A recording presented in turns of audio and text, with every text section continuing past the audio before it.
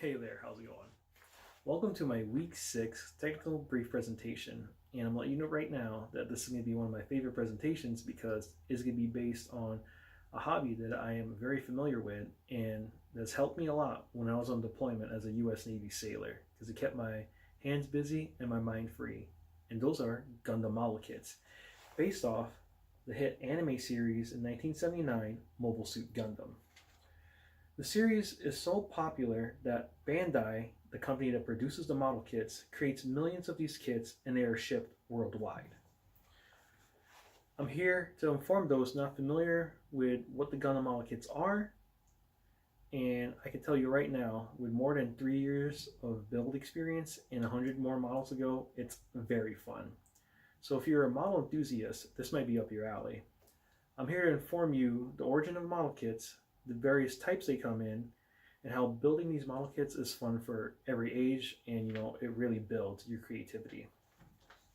So according to an article by Greg Hall, Gundam model building started in the 1980s in Japan and has gained popularity throughout the world. The first anime, Mobile Suit Gundam, which they are based off of, spawned a fictional universe in several different anime. Each time a new series comes out, more classic model kits are sure to follow. And let me tell you right now, the original Mobile Suit Gundam was so popular because it dealt with military warfare instead of just fighting robot anime, which was unheard of at the time. And it is so popular in Tokyo, Japan, they built a 1-to-1 scale replica. So what you see there is an average man, and that is what an average size of a real life Gundam would be. So Gundam model kits are created with plastic molds in Bandai Hobby Center factories such as this. And those familiar with Gundam model kits refer to them as Gunpla, as the word Gundam and plastic model kits, they're mixed together, forming the word Gunpla.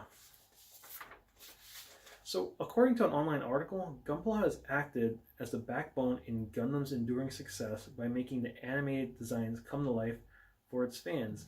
And as you can see here, that is the Gundam base, which is in Tokyo, which houses many, many different versions of Gundams. So, the idea of Gundam is that it's based off of two factions. It's based off the Earth Federation forces and the Zeon forces. The Gundams are the Earth Federation, which are the good guys, technically, and then the Zeon forces, which are the bad guys. And America would not be introduced to the Gundam series until, let's say, the mid-90s with the popular series Gundam Wing. And Gundam Wing was part of the Toonami block of Cartoon Network as part of their way to introduce Western audiences to anime. And that's where a lot of us got our introduction to Gundam.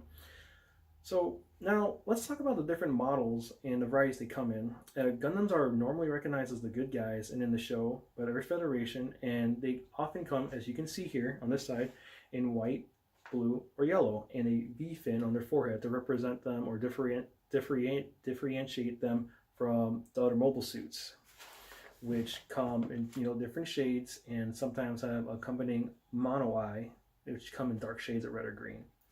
So those are the two factions. Now let's go on into like the different grades or varieties, of difficulty to come in. And they start from right here, as you can see, from SD, HG, RG, Master Grade, and then Perfect Grade. So let's go down to SD. So SD stands for Super Deformed, and they are the smallest and easiest models to build, to assemble, and are meant as a beginner level class for a younger audience. As you can see right here, they're very small, don't have that many detail, and the articulation is kind of low. So we move on next to high grade. And as you can see here with the high grade, they come a little bigger. They're about 5 inches tall. They have pretty good posability, but the detail is a little lacking. It's, still kind of an entryway for most model enthusiasts. Then you go on to the real grade, and the real grade is something special because it has many details. As you can see right here, it comes with water slide stickers most of the time. The detail is really high, very articulate, and also So with this one, it's a mix between an HG level size and the master grade size. So MG, I actually don't have a model that one, stands for master grade. And for master grade, it's for a little bit more advanced builders. There's a lot of gimmicks, a lot of details, a lot of, you know, tricks to it. So this is a kit that a lot of people get. Now, to reach the perfection to some people of what Gundam is, this one I have, you get to the perfect grade. It stands about 12 inches tall. It's really big. And they're known for extreme detail, the increased size ratio, and many more gimmicks. So the, you know, a inner frame that has like a lot of gears and cogs. It's a really good kit. So then you get to the mega size, which is between having the difficulty of a high grade HG, but it has an enormous size, and it stands about 14 inches tall, which is 1/48 the scale of a normal Gundam. So those are different varieties of, you know, difficulties they come in.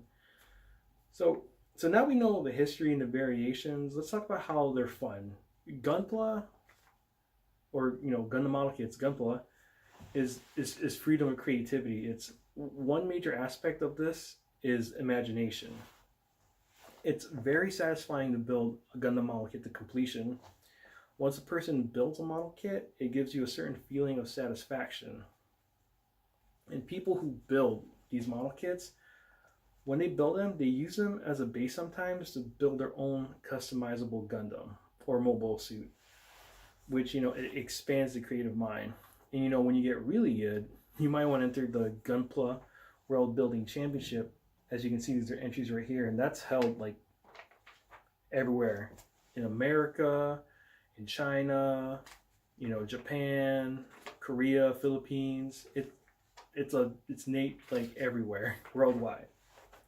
So people who enjoy the same hobby, they often get together, and the socialization is a common interest, and that brings camaraderie to everybody. And you can see right here, that's the life-size replica of the 1:1 scale Gundam in Tokyo, Japan. They took it down and they replaced it with another 1:1 scale Gundam. It's called the Unicorn Gundam, and it's actually bigger than that one. It even transforms.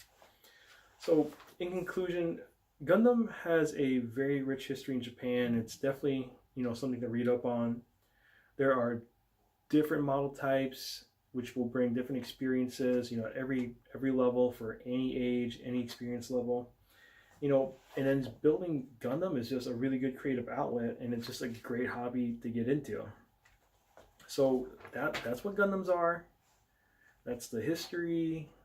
That's different models they come in. And honestly, it's actually a lot of fun, and you should give it a good look into. So that's my presentation. Thank you. I'm Marc Cuenca.